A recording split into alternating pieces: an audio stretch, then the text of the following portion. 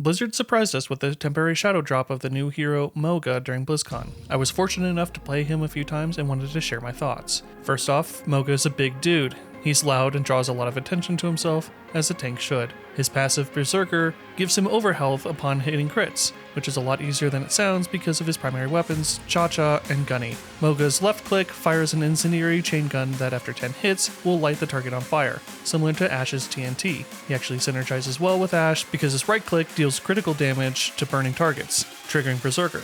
Keep in mind that both guns share the same ammo pool, and firing both will deplete it very quickly. In my testing, I found it better to lead off with the left click until the target is on fire, and then add the right click for extra damage. Mauga's shift ability is Overrun. Mauga will charge forward and knock enemies back.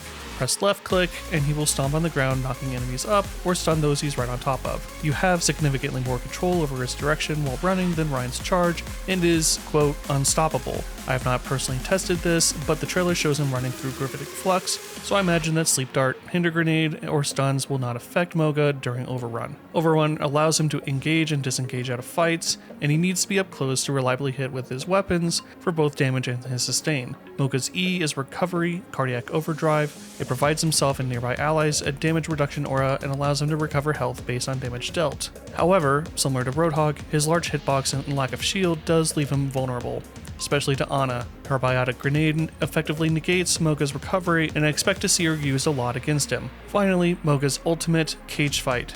Mauga drops the circular barrier around him, trapping himself and any opponents inside. He also gains unlimited ammo for the duration of the ultimate. Allies are able to shoot and pass through the barrier while enemies cannot. It is also worth noting that the barrier remains up for the entire duration even if Mauga dies, but he can cancel it early by hitting Q again.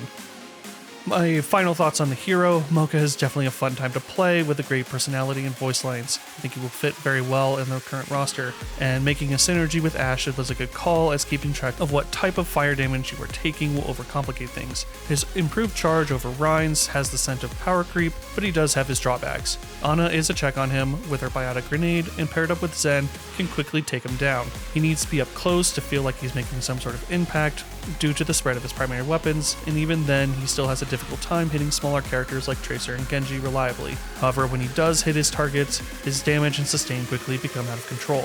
I hope you enjoyed this video. If you did, leave a like and comment about your thoughts on Mauga, and make sure to subscribe for more content like this one. My name's Oso, and thanks for watching.